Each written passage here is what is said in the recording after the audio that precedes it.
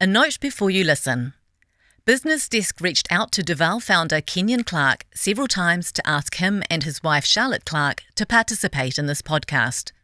While those requests were declined by the Clarkes, they did tell us that the allegations made in this podcast are factually and legally incorrect. At the time of publication, New Zealand's markets regulator, the Financial Markets Authority, continues to investigate the Duval Group, and to date, no charges have been laid. Our invitation for the Clarkes to talk to us and share their side of the story remains open.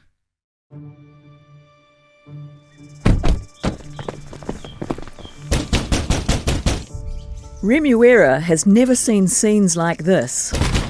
Officials from the markets watchdog, the Financial Markets Authority, in military-style flak jackets, alongside New Zealand police swarming a plush family home in leafy Victoria Avenue and scaling the fence to gain entry. All this taking place on an otherwise unremarkable Friday morning. As dawn breaks, word soon gets out, and the media arrive to capture dramatic images of police carrying firearms cases out of the property. They also snap King's Counsel Davy Salmon and top insolvency lawyer, Chapman Tripp partner Michael Arthur. Because this is no ordinary drug bust or gang pad raid.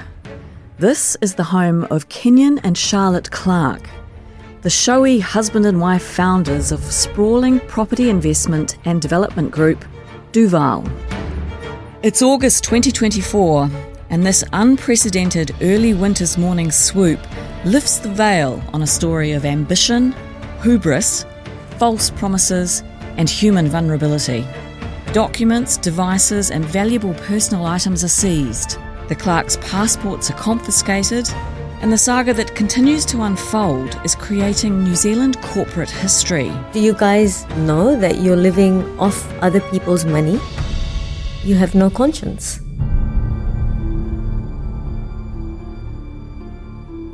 House prices have doubled in 6 years. What's distinctive about the boom? The backdrop is the biggest housing bubble New Zealand has ever seen, with record low interest rates and a new breed of residential property investment companies offering ordinary Kiwis a ticket to financial salvation. At the heart of this story are a loud and proud former bankrupt and his charismatic wife, evangelists for their version of this wealth creation formula. But the walls of the temple would crumble. I thought I was in a set for Peaky Blinders, to be honest. I would describe it as boiler room sales environment, big ego, big energies. I would say it was borderline coercive. It was subtle bullying, using people and their money to benefit themselves. He was not the sort of person to focus on 2 or 3 zeros. It was always going to be 6 or 7 zeros, big picture stuff. There was no market failure. I repeat, there was no market failure. The FMA and PwC have created a financial train wreck. Initial investigations show high-profile property developer Duval owes at least $250 million. The size and complexity of the business collapse, seeing the government step in to take control of the company. Although the Clarkes are a news story to many New Zealanders, I've been reporting on Duval since 2021. It started with an opinion column I wrote for the National Business Review, where I used them as an example of this new generation of property investment offers that had sprung up. As far back as February 2021, the Financial Markets Authority, or the FMA, had these new kids in its sights. The problem is this. These are unregulated investments, meant for sophisticated investors who can afford to take the risk. Yet they're promoted through social media posts and newspaper ads to everyday people just trying to build a nest egg. My piece hit this particular nail on its head, and the Clarkes did not like it because they needed to attract the investment. I'm an investigative business journalist, and it was far from the last time I would write about Duval. The day I ended up with security guards sitting outside my house, I knew I'd really hit a nerve. By this point, February 2024, I had crossed swords with Duval's combative co-founders on numerous occasions. While most medium-sized residential property developers quietly get on with the business of building houses, Kenyon and Charlotte Clarke were prolific self-promoters. They filmed a reality TV series about themselves. I lost it all and had to start right again from my beginnings. And I said to him, babe, if anybody can do it, you can. Duval sponsored the Blues rugby franchise. This is the official announcement of the Blues partnership for the 2022 season. That's something we're hugely, hugely proud of. Look, we're just so excited. Thank you very much. Oh, Andrew, you're welcome. Kenyon offered property masterclasses. Unlike many of the people you may have followed online, I can talk you through what it takes to build a $100 million or a $1 billion business and property investment empire because I've done it. And their Duval Foundation gave Christmas gift baskets to underprivileged children. But despite this carefully curated image of affluence, the glamour scenes in Remuera mansions, on super yachts, and alighting from private jets, the Clarkes, it turns out, are renters. My reporting of this simple fact provoked an incensed Kenyon Clarke to call my publisher at the time, the National Business Review's Todd Scott. The tone of the conversation concerning my own home and what might happen next was enough for my employer to take security measures. The facade was cracking. I'm Maria Slade, and this is The Fall of the House of Duval, a 5-part investigative series for BusinessDesk. A year on from the group's collapse, Duval owes an estimated $268 million to lenders, tradies, the tax department, and investors. Many of those investors are ordinary mums and dads, and collectively the investors have lost the better part of $64 million. Those tasked with unravelling the convoluted group say it's like looking at a plate of spaghetti. In this series, we will deconstruct why investors were drawn in by the veneer of wealth and success the Clarkes created, why schemes of this kind are perennial, and what it exposes about the Kiwi attitude to investing.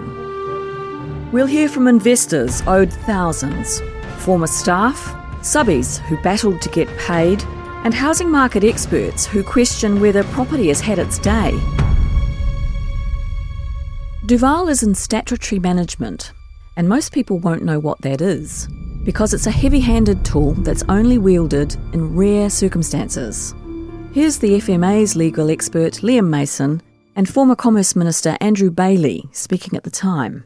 It's a significant step to take for the government to appoint a statutory manager. It really is an option of last resort. We were really keen to protect the interests of creditors and investors, and this means that the statutory manager can take total control of the group and manage any developments or any realisation of assets in a much more orderly way. We'll go into this more in a later episode. But put simply, statutory management is when the government steps in and takes over a business.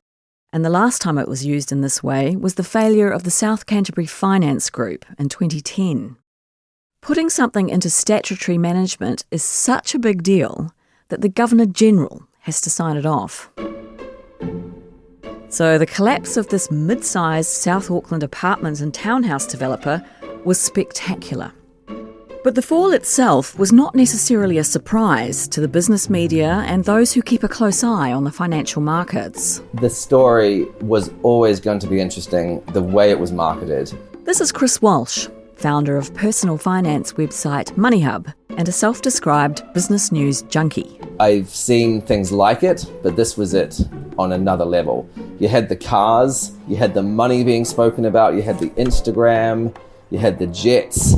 But then you had these 10% investment returns. And this is at a time of low interest rates. I catch up with him on another winter's morning at MoneyHub's first annual conference in Queenstown, almost a year after the Duval implosion. I knew that there was going to be something happen. I just knew it. And it had to be watched. And it created an audience, not of haters, but of the suspicious. And it has been a story that keeps giving, but not for the investors, and I'm not making fun of them at all. It's just awful for everybody. The most conspicuous of the cars Chris refers to is a Rolls-Royce, number plate Duval, which Kenyon could be seen driving around Auckland in. Yep, a roller. But over time, those who were observing Kenyon Clarke came to understand that this was arguably his modus operandi, emblematic of his worldview that if you portray the image of wealth, wealth will come. In a Facebook post showing off the vehicle, he told those who derided him for being flashy that hate is the steel that sharpens my blade. And those 10% returns Duval was offering, they sound pretty good even now, but at that time, in 2020 and 2021, to market watchers like Chris Walsh, they were, quite frankly, insane. It was a time where interest rates were really low, people were seeing these 10%, but also this was property, and it was at a time when property kept going up and up and up. So people are seeing, this frenzy. Well, they're building properties, and we're told in New Zealand that property is a great asset, so it looks safe. The Duval cocktail was enticing. You had the big talking showman. You had New Zealanders' obsession with property, an exploding housing market, and the promise of glittering returns. What could possibly go wrong?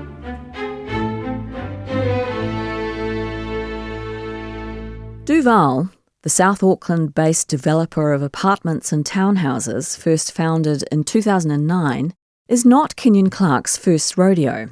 His first business, the Savi Group, which he built with his late mother, Jennifer, went bust in 2008. But Kenyon got his start in property in the late 1990s as a young gun real estate agent.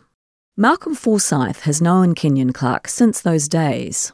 He's also an investor in Duval, and despite what's happened, still counts Kenyon as a friend. We visit Malcolm at his comfortable home in Papamoa, on Tauronga's long stretch of white sand beach. As he makes us a coffee, small dog at his feet, he talks about his background. I've done everything from operating computers to milking cows to selling real estate. So where do you start? Yeah. But the biggest part of that career has been real estate. And working in real estate in Hamilton is how Malcolm met a very young Kenyon Clarke. English-born with a self-described mongrel accent, Kenyon had come to New Zealand with his Kiwi mum after she and his British dad split up. Malcolm picks up the story. He approached me as a 20-year-old looking for a salesperson's job. I still remember the day, which is weird because it was a long time ago. And one of the reasons I remember it is because I'd never had success with people under 25 in that sort of role. So when I was told he was 20 years old, I sort of dismissed it pretty much straight away. But the receptionist actually convinced me to have a talk to him because she said, I think there's something about this guy. So I did, and I started him, and he was very, very successful, extremely successful. What made him so good? His personality is probably a big part of it, without a doubt. He does have the vision and said, right, this is what he thought needed to happen. He set himself up a team, which was pretty much unheard of back in 1987. He had a PA, he had a telemarketer. He looked at what needed to be done and put those processes in place. And again, very, very successful. In his first 12 months of real estate, he was the #1 lister of auctions in Ray White, New Zealand, at 21 years old. Kenyon tells a similar, if not quite the same, story to content creator Lawrence Lotz on his podcast, The Wolf of Queen Street, which he says is about inspiration, motivation, and the power of the human spirit. Lotz interviews wrestlers, boxers, cancer survivors, comedians, and political candidates, among others. In an episode entitled Going Bankrupt to Building an Empire, Kenyon Clarke reflects on his early start in real estate. When I was here with Mum, we were building a wedding venue, we were building a conference centre, we looked after other people's animals, we were just hustling to make money, right? And then Mum took me around to the various real estate companies when I was 18 and I got myself a job. And I just didn't know, right? I didn't know at the time that in New Zealand, if you have a pulse, you've got a driving license, you could have got a job in real estate. And so for me, that was a life-changing experience at 18 because within the next couple of years, I ended up as the #1 salesperson for the whole of the Ray White Group, right? Throughout the whole of New Zealand within the auction space.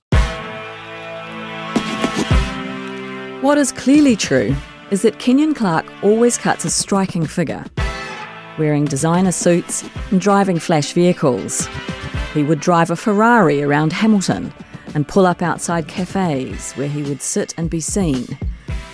No offence to Hamilton, but in a medium-sized New Zealand provincial city, especially 20-odd years ago, that kind of luxury vehicle would have stood out like a shining beacon. To be fair, Malcolm tells me he didn't use the Ferrari in his real estate days. But his young protégé was always about perception is reality. This is where I want to be, and this is what I've got to do to get there. And that worked for him. That did definitely work for him. Malcolm Forsyth again. I remember having this conversation with him way back in 1990. And I remember this conversation, and when we talked about the two scenarios of fake it till you make it, and the other scenario is perception equals reality. And he was very much about perception equals reality. He was not about fake it, which I actually agree with. How do you define the difference between faking it and perception? Because the perception is almost like a mindset. It's telling yourself that I am taking it right back to the basics, going in to do a listing presentation for a property. And a lot of people will go in to do the appraisal, whereas Kenyon was going in to list it. Because if you go and appraise it, you'll come out with a thank you and we'll get back to you. A change of circumstances in 2000 saw Malcolm Forsyth leave real estate for a while, and it was around this time that Kenyon Clarke also moved on from selling houses and into the business of property development with the Savi build-to-rent group. He and his mum Jennifer started Savi in Hamilton in the early 2000s, and for a time it was a successful builder of studio apartments for rent. But when Savi went under in late 2008, it owed an estimated $50 million. Both Kenyon and Jennifer Clarke went bankrupt in November the following year. The family's 5-bedroom, 5-bathroom lifestyle property with pool and stables on the outskirts of Hamilton was sold in a mortgagee sale in December 2009. In an apparent final act of defiance, the home had been stripped of its chattels, including sound system, door handles, and bathroom vanities. At the time of recording, Kenyon Clarke declined to sit down for an interview and respond to allegations against him. We will be hearing from him in his own words and on his own terms. In the meantime, he has given other interviews about what happened with Savi, including to Lawrence Lotz, on his The Wolf of Queen Street podcast. In 2008, I lost a $120 million business. And, I think I was 29 at the time. And Mum and I had built this business over, quite a long period of time. There was this guy in New Zealand, you might have heard of him, Graham Hart, right? And we had the same bankers, right? The Bank of Scotland, or the Halifax Bank of Scotland, which was down here as the Bank of Scotland International. And in 2008, they went bust, right? And I was 29. Yeah. I didn't know that a bank could go bust. I had no idea. No, I don't think any of the generation. It's like banks are meant to be there forever. And when they went bust, we went bust with them. And, I lost everything. And from having been one of New Zealand's wealthiest men under 30, I was on the dole pretty damn quickly and had to start again. Kenyon's version of events leaves out quite a bit of the nuance. It was the height of the global financial crisis, and Bank of Scotland International did not in fact fail, but its parent company did have to be bailed out by the UK government in October 2008, along with other banks. Bank of Scotland put a clutch of the Savi Group companies into receivership the next month for defaulting on their loans. Throughout this period, Kenyon Clarke and Malcolm Forsyth keep in touch. Malcolm describes the scene at the time. 2007 was a tough period. 2007, 2008 was a tough period.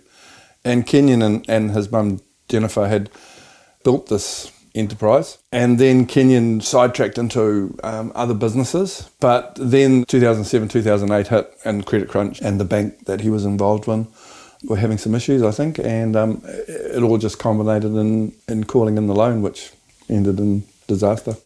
Kenyon was dented by the failure of Savi and his bankruptcy, for sure. But Malcolm believes he was never down, and the emergence of Duval shows his resilience. And we've seen this with a lot of people who enter into bankruptcy and come out of it and then learn from it. And I felt that he had, because what he launched and what he created with Duval was a very sound product in its early days. And it created a lot of opportunities and housed a lot of people. By this time, Charlotte and Kenyon Clarke had married.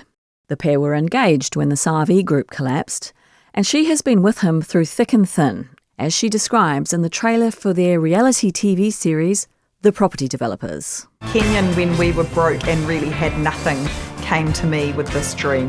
I lost it all and had to start right again from my beginnings. And I said to him, babe, if anybody can do it, you can. Charlotte Mossman, as she was, had been Kenyon's assistant at SARV Group. Later, she ran Duval's property management business and became Chief Operations Officer of the wider group. In a business sense, Kenyon had met his equal, and she certainly matched him in glamour.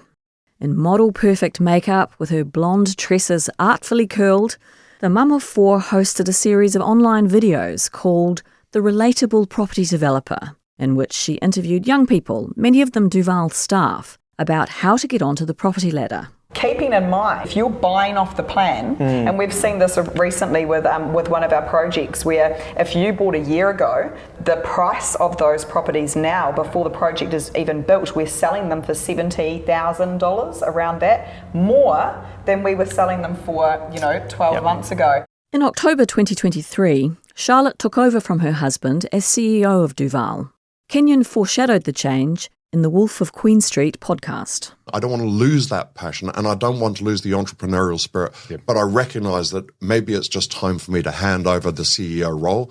And, for me, that's going to be to my wife, Charlotte. She's amazing. She's a far steadier human being than I am. I can be a little bit unhinged and batshit crazy at times.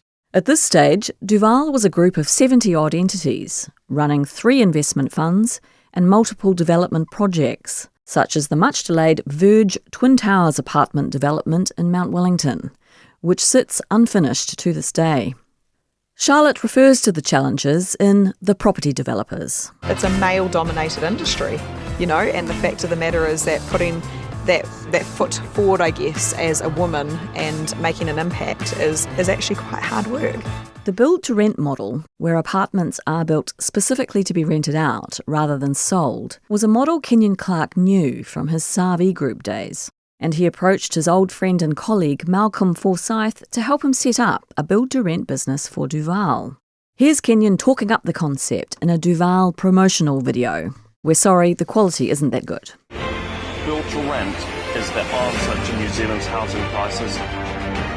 They're essentially purpose-built, beautiful communities that achieve a premium in rental that are held for long-term investment, because residential property is the asset class of the institutional investor around the world. In some ways, this was Kenyon doubling down on his previous efforts. From bankruptcy, a phoenix would rise, the solution to New Zealand's housing problem. This was Duval. Malcolm set up investment portfolio management under the LJ Hooker brand to manage the properties, and the Clarkes later bought the business.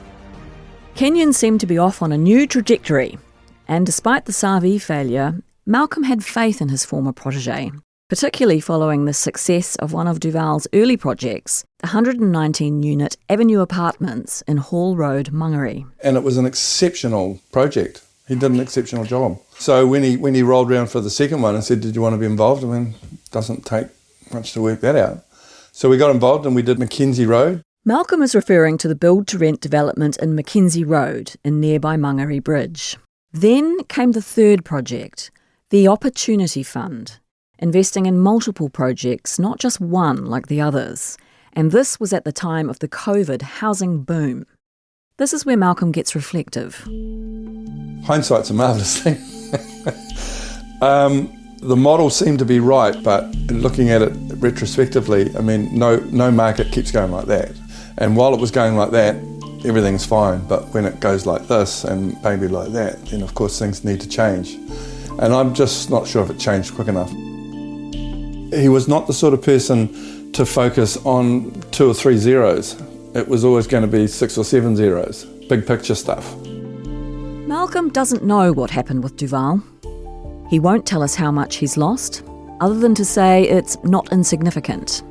He tells us Kenyon had said that market conditions were brutal, but he thought the Clarkes had it under control. So when the government appointed the statutory managers, or the receivers first, how much of a surprise was it to you? Very much. Real surprise.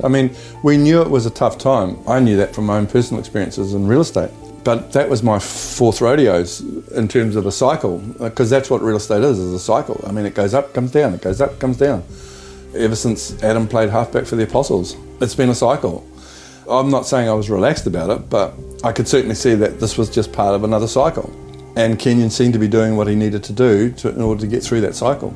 Malcolm Forsyth still has respect for Kenyon Clarke, but he doesn't hold out much hope of getting his money back. Out-of-pocket Duval investors tend to fall into different camps, with some wanting the government regulators held to account and others angry at the Clarkes.